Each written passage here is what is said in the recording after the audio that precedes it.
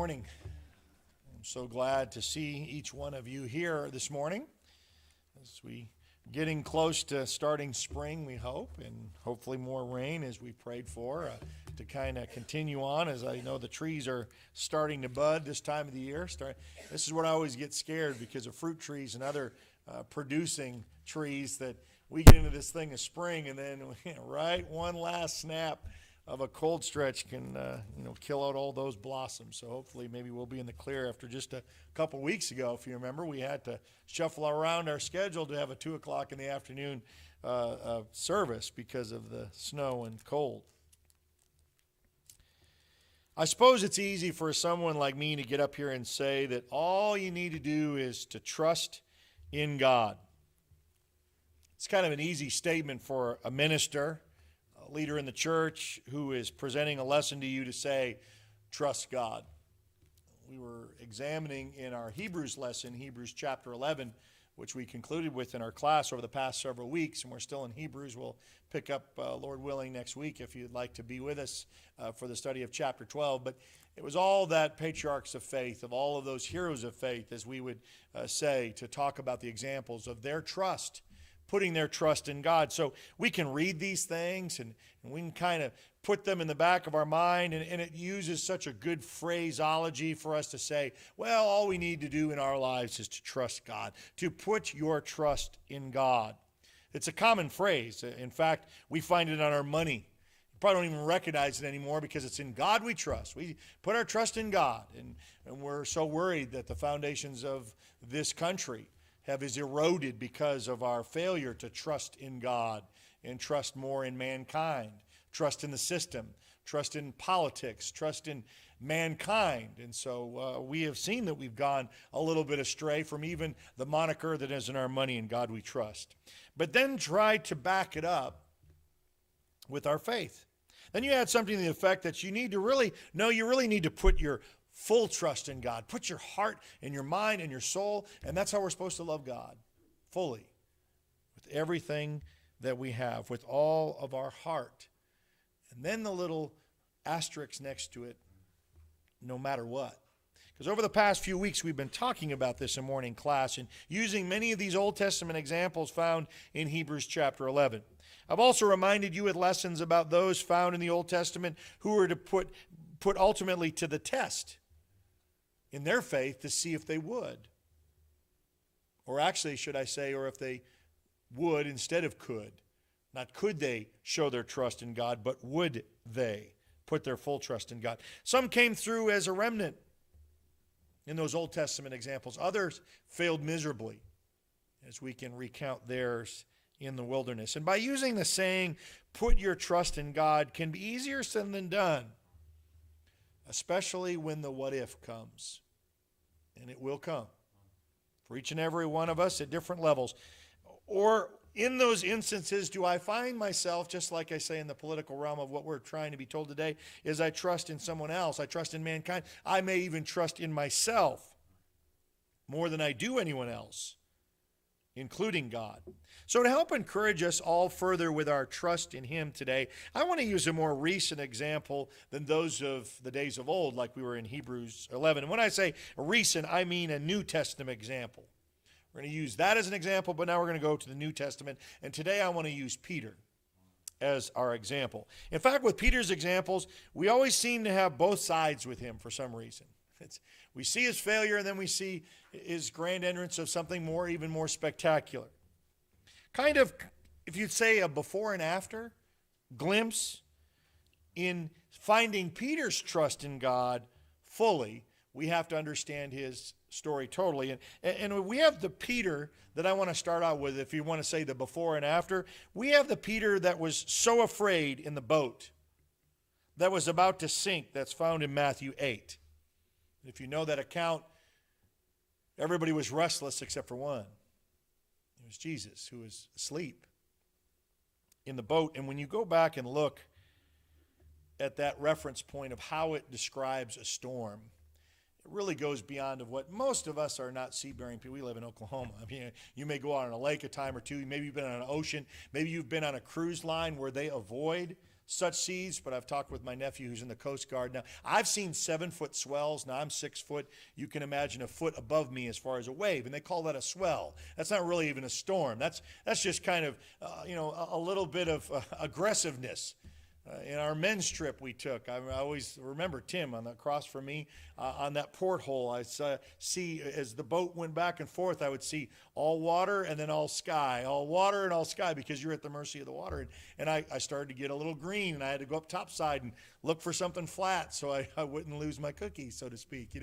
That's 7-foot swells. That's not 50-foot waves. That's not 100-foot waves. That's not a storm, okay, that you can find yourself in a situation as they didn't have the satellite technology to remove them around the storm like our cruise ships do. They kind of avoid all that stuff. They don't really want to try to find themselves in it. And some of you may have been on a cruise ship that's had some rocky things, and they have stabilizers in those. So you put it in Peter's little boat situation where it was not mechanicalized, and you get something like that, you know for a fact you're not coming out of it.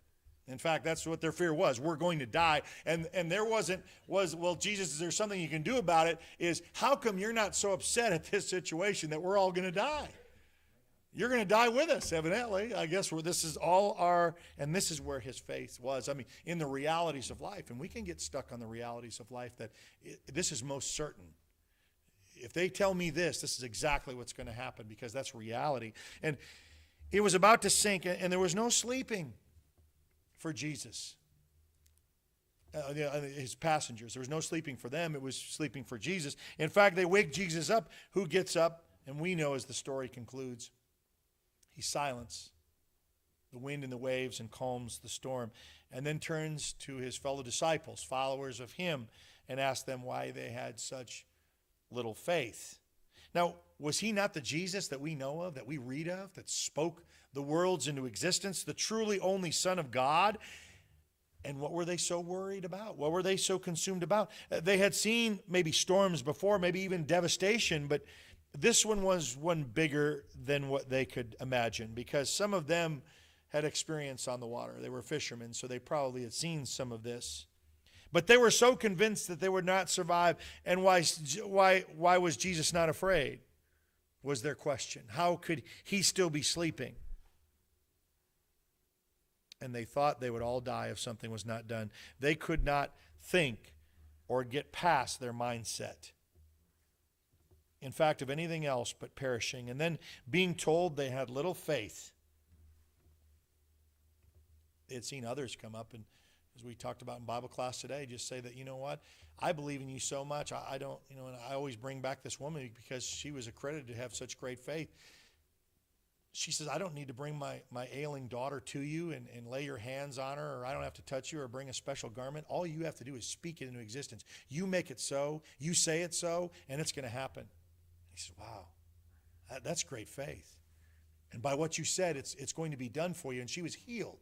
Just by on that command. That's the same one that could silence the storms and the seas, and they had to look around.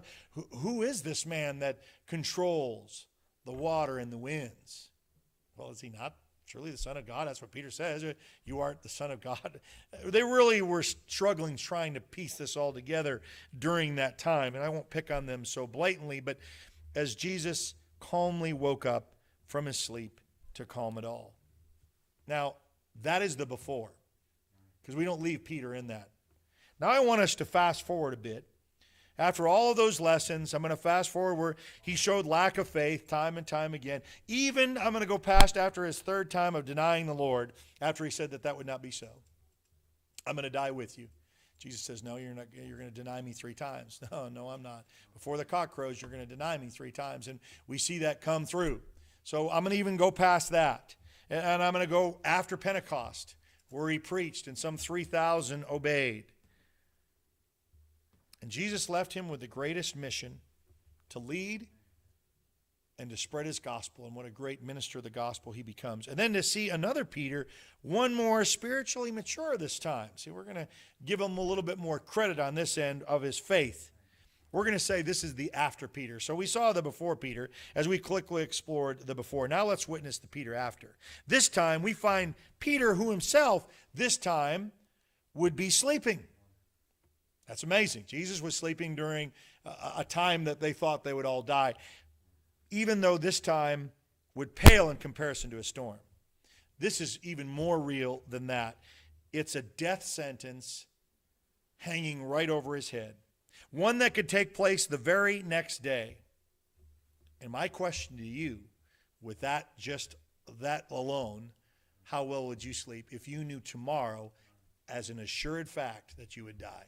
It's a commercial that says that John didn't know his heart attack would come tomorrow, and if he did, he would do something about it. You may have seen that before. But it's a scary thought to know that tomorrow you're going to die. Going to sleep good tonight? Or are you going to count the sheep and count the minutes, hoping the day would last longer? How could one sleep before that? How could anyone sleep if they knew they were going to die the next day? And here it will say Peter is going to find him. That's exactly what he's doing. Not fretting about what was possibly going to happen, trying to wake Jesus again with a prayer or two, but this time he himself is asleep. Would you be? Honestly, even in the storm situation, we probably would have been like the others. Same thing with this. If you knew it would be a sentence death the very next day. So if you want to open your Bibles to this reference, it's Acts chapter 12. Acts, the 12th chapter. If you don't have a Bible with you, there's usually one that can be found in the middle pew, and I'll have it up here on the screen for us as reference too. Starting with verse 1. Now about that time, Herod the king laid hands on some who belonged to the church in order to mistreat them. And he had James and the brother of John put to death with a sword. Knew James and John? Yeah, knew them well. These are part of the discipleship, part of the inner circle. They're put to death by the sword. When he saw that by doing this, killing these two, it pleased the Jews, he proceeded to arrest Peter also. Now it was during the days of unleavened bread. You could see the excitement of how this is going to go. You know, you're happy with me killing these two? Wait till I get the leader of the bunch.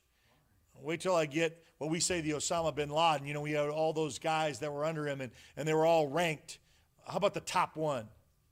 And this was Peter in this case. And when he had seized him, he put him in prison, delivering him to 4 squads of soldiers to guard him, intending after the Passover to bring him out before the people. See, they didn't do that with Jesus. You know, they got him before the Passover. This was kind of in that duration, and they had to wait till after. So it wasn't an immediate execution. So Peter was kept in the prison, but prayer for him was being made fervently by the church to God. Now here's what I want us to notice in verse 6. On the very night when Herod was about to bring him forward, day before him, coming before him to find out you're going to die by the sword too, Peter was sleeping between 2 soldiers bound with chains, and guards in front of the door were watching over the prison. So here the story tells us that Peter was arrested, and not by a couple of police officers, mind you, or so, taken by 4 squads of soldiers. You look it up, how much is a squad? That can be anywhere up to 48 men. A squad is composed of about 7 to 12 men. So on the high side, if we're going to say we're going to be close to 50 people to make sure this happens. Why? Because this has happened before. We've arrested Jesus, and then we're going to say that we're going to bribe people that, you know, they took his body. You know, we don't want any mishaps with this. And we're going after a high targeted prisoner. We better back it up. So Peter was a high profile prisoner. Yeah, you would say that he got the most attention. Why not from a man linked so close to Jesus, who he himself performed miracles? No chances were taken. So the scene is set that here, and I want you this to live in your reality, of his reality, of what was going to happen. So he was put in between 2 soldiers as he was bound. So it wasn't like in his own cell. I mean, we're talking about, I don't want this to go awry. You're going to make sure that someone, and you've seen some people that have been shackled to a police officer in escort somewhere. You're not going anywhere I'm not. And I'm going to go where you go. Because Peter is not leaving, or so they think. Can Peter feel the same way? Peter was taken by Herod, who had just had James and John killed by the sword. Put that in the back of your mind as you were Peter. They didn't get a pass. An angel doesn't come to their aid. And after Herod saw the outcome pleased the Jews so much, why not take the man at the top, so to speak? Not just any follower, but Peter, how pleased would they be of him if they executed someone like Peter. So Peter is arrested, and as you read sometimes, we can pass so quickly when we read it, but when we let the drama of the situation enter our minds, I want you to ask the question, how could Peter sleep during a time like this? I don't care how tired you are. This time, let's pick up on this little subtle thing that we can pass by, found in verse 6, where we find Peter was sleeping, if we caught that. So what's the big deal about him being asleep? I'd say everything, actually. It shows his trust in God, and I'm going to show you where he comes up with that. It shows his faith. It shows how in the past people like Daniel can enter the lion's den with confidence. And as I mentioned this morning in our class, and it says, and remember the lion's mouths were open because he shut the mouths of the lion. The lion was going to do instinctively what it was going to do. And by God's power, the lion's mouths were shut. They were ready to do their part. But God shut their mouths. It's easy to have faith when the money is coming in. When you get approval for the new house or car, you get that promotion or job that you have wanted. But God allows us to enter a den at times to see if you will actually put your trust in him. And even when you're in a situation that you don't deserve. Joseph was like that, being in prison wrongfully in the Old Testament examples. Here, Peter, what has he done? But preach the gospel. And the Jews hated it so much they were putting him to death. And now you have a leader who says, you know what, if you like that, I'm going to give you the grandest show of all. I'm going to give you Peter. How could this change? And Jesus puts that out. Do you trust me? Look what David said in Psalms 3, 5, and 6 about sleep, by the way. I want to put those references up here for you. I lie down and sleep. I wake again because the Lord sustains me. I will not fear, though tens of thousands assail me on every side.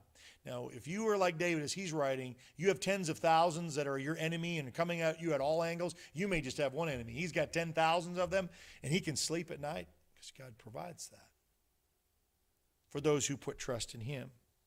Wow, now that's the faith that we dream about. Psalms 4 and 8 says, in peace I will lie down and sleep. For you alone, Lord, make me dwell in safety.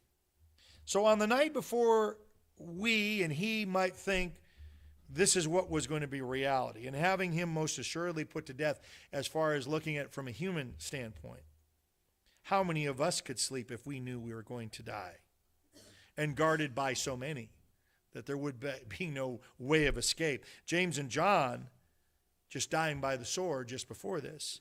I would say probably not many of us would have a nice restful sleep. In any of us, maybe just lying awake, staring up at the sky, counting the seconds, hoping that time would stand still, just worrying, fretting, reflecting, maybe probably a prayer or two, you would probably say would be restful. Now, when earlier we counted that he showed such unrest in the boat when they thought they would surely die and convinced of it, how could he sleep in a situation as Jesus slept in a boat? He was told that they had little faith during that time. Now look, asleep between the two prisoners. What could Peter rest upon? I'm going to show you what he did. I want us to show you what he already knew and was told by the creator of the universe by speaking something that it was going to come to pass. Don't you think Peter learned that lesson after he denied that he was going to deny Jesus? I'm not going to do that. Yes, you are. Okay, I think I've learned that lesson. So if you tell me that something's going to pass, I am going to take that now as my faith. And we're going to see faith now, which comes again by the words of Jesus. Remember before Jesus departed, told them that when the Spirit would come, they would remember everything Jesus said. You found that in John 14 and 26. The same prophecy from the same Jesus who told them that he would deny him 3 times before he was crucified, saw him do just that. Now I want us to look at where Peter was able to take his faith to heart and his now newfound confidence. You have to go back over into John to find this. John 21, 18 and 19. Jesus says, truly, truly, I say to you, when you were younger, you used to gird yourself and walk wherever you wished. But when you are old, you will stretch out your hands and someone else will gird you. Someone else is going to put your clothes on. You're going to be very weak. You're going to be older and you're going to be weaker and bring you where you do not wish to go. Meaning in your heart you don't really want to go where these people are leading you, but you're getting older. And they're going to dress you. And you're going to take places that you don't want to go. That's my life? You're telling me I'm going to die an old man. Now this he said, signifying by what kind of death he would glorify God. And when he had spoken this, he said to him, follow me. Now, that's great. See, Peter got a little bit of glimpse into the future. Wouldn't you like that? Wouldn't you like to know if I told you exactly what age you would die? And if you're the Son of God, and I'm going to tell you, say, you know what? I'm not going to give you a particular age, but you're going to be older. And you're not going to be able to put your clothes on, and you're going to have to be taken wherever people want to take you. He foretold something else to Peter that day that fit in his mind. But what's interesting, did not fit in this scenario that seemed to play out, because he was dressing himself. He was ministering the gospel. He was not an old man yet to this degree, so something didn't add up. Here at this time in Acts, he says, when you die, Peter, it's when you're old, when you grow old, and then you'll have to have someone dress you and do all of these things. You know how Peter could sleep on a night like this? Because he trusted in that. Before he denied that. That's not me. And it would certainly come to pass. Very similar to how Abraham would offer his son Isaac. See, he knew the promise. And if God promised, and we read this in chapter 11 today, maybe God would raise him from the dead. Something was going to happen, but this is not going to be my end because God says so. But he trusted that much more. That's what it looks like.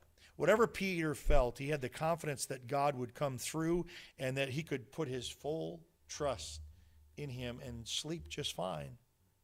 We, by reading God's word, will also know that we can come to find we too can trust God with his word.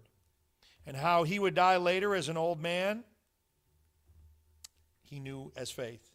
Someone God could come through because he could be trusted in what he says, always has been.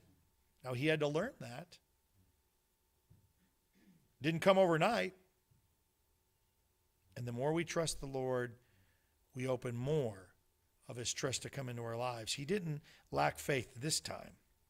Or even those who were praying for him did. That's the two part of this story that is saddening. They showed their lack of faith in their prayer. Do you? That's what it talks about when you pray. Do you waver? Do you pray in confidence that you know that God is going to come through? See, back in our text in verse 5, when it says, but prayer for him was being made fervently by the church of God.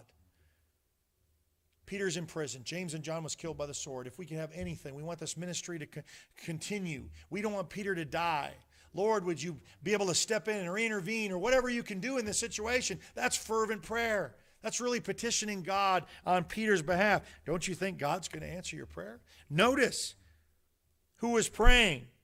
Also knew the death of James and John by the sword. Also sent some close to 50 soldiers to arrest Peter. They had that too.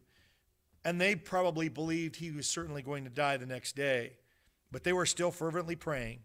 Did they not believe God would intervene for Peter even though they were praying? They may have not known the promise that was given to Peter of when he would die. Did they believe God would come through for an answer to their prayers? Did they think like that? That God could answer their prayers? Let's read on, starting with verse 11. When Peter came to himself, he says, now I know for sure that the Lord has sent forth his angel and rescued me from the hand of Herod and from all the Jewish people were expecting. What were they expecting? They were expecting an execution. And now I know the Lord's come through. It's exactly what I put all of my trust in was not for naught. It was not for avail. Verse 12. And when he realized this, he went to the house of Mary, the mother of John, who was also called Mark, where many were gathered together and were what? Were praying. They were praying. When he knocked at the door of the gate, a servant girl named Rhoda came to answer. And when she recognized Peter's voice, because of her joy, she got so excited, she didn't even open the gate. Like, come on in. She had to go back and tell. She was too excited, it says here in the text. But ran and announced that Peter was standing in front of the gate. They say, oh, thank you, Lord, an answer to prayer. Wow, a miracle has been delivered. No, it says they said to her, you are out of your mind. It's impossible. Didn't you see the soldiers that come to arrest him? There is no way he's getting out of this. I know God's good and he's gracious and he can't do this.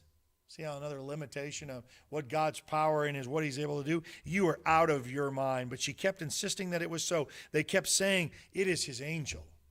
Whatever that is. I guess the angel's going to come and give you a decree for Peter. But Peter continued knocking, and they had opened the door.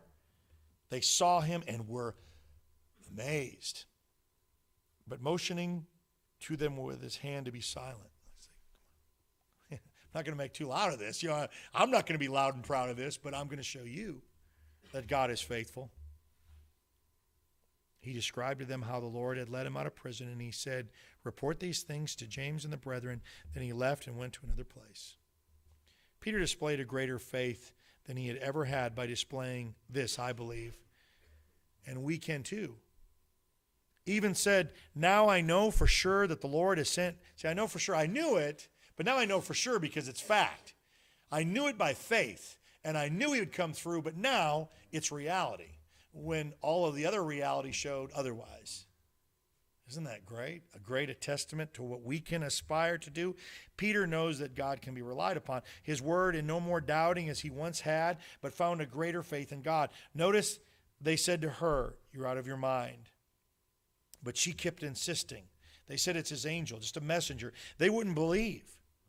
But I just thought that they were praying fervently. And Peter kept knocking.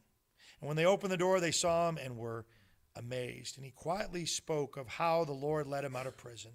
And then he left. Now, we can't say that Jesus will do the same for us in our trouble unless he told us, unless he already said, hey, you're going to die an old man or an old woman. And he's not done that for us. But if we were to get that, then I would hope that we would take it like Peter too. We too must come to learn that we can put our full trust in the Lord. And Peter, even though I love his statement here, it says, now I know for a fact. Because now it's a fact thing. Before I knew his faith, I could trust in God. But now I see it as an actuality because it will be that one person, Jesus Christ, that meets us on the other side if we remain faithful. It's he who we have a relationship. Putting all other relationships aside, with all due respect for many of you have been married as long as you have, we die alone. We do. But spiritually speaking, if we don't have that one on the other side, we really will die alone. And that's why being cast out of outer darkness and know that God's not going to change his mind. And the finality of all it is really a place that's described of wailing and gnashing of teeth. That spouse of ours is not going to hold our hand through this, pat us on the back and say, we're going to get through this together. We have to have that relationship with Jesus Christ. And here, there is that one relationship that I have had to have beforehand, not wait until that day. I have to have that relationship before I die. And that's if I have made that decision to follow him, it is so worth it. Yes, it is worth it for eternity. Do we stop and realize that? David writes in Psalms 56:3, when I am afraid, I will put my trust in God, whose word I praise in God. I have put my trust. I shall not be afraid. What can mere man do to me? That's why he can sleep when there's 10,000s that assail him. Psalms 91:2 says, he writes, I will say to the Lord, my refuge, my fortress, my God in whom I trust. All those same verbiages. It's not just a phrase we want to put on a coin. John 14:1 says, Jesus says, do not let your heart be troubled. Believe in God. Believe also in me. And then we too, like in Hebrews chapter 11, just like Abraham and Moses and Joshua and David and Peter, we all can find that we can trust him and his word twofold. But it's also a choosing. Just like we choose to trust each other. I choose to trust this person. I can put my trust in. They have not failed me, or I can't really trust this person. They have failed me. That's a choice in just choosing who we trust, even at will with each other. We choose to put our trust in God. And just like when Jesus told Peter, you're going to die an old man, now follow me, those words he always remembered. So even when it looked like that was not going to be the plan as others seemed fit, he trusted in the Lord. And he did all the way until the very end. The same is asked of us. But again, back to our choice, but will you? We know now that we can. And that's why I love Peter's example, because it's kind of a before and after. We have our before and after. We have our before, during, and not maybe an after, as our end of our life after, of the decisions that we've made here. If we can be of any service to you, of praying with you and for you on something that's going on in your mind, maybe you've not put your trust or your full trust in God. You've trusted, but not to the degree that you'd like to, and you'd like to pray for that. We'd like to have an opportunity to do that for you and with you. Maybe you've never obeyed the gospel and like to have that as an opportunity. Whatever you have to be known, as if you could make it known as we stand and as we sing.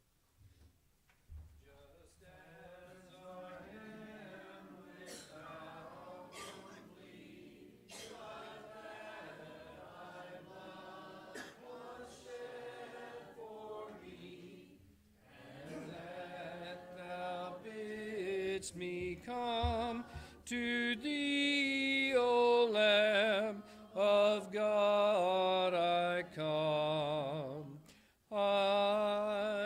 come, just as I am, and waiting not to rid my soul of one dark blot, to thee whose blood can cleanse each spot, O Lamb of God, I come,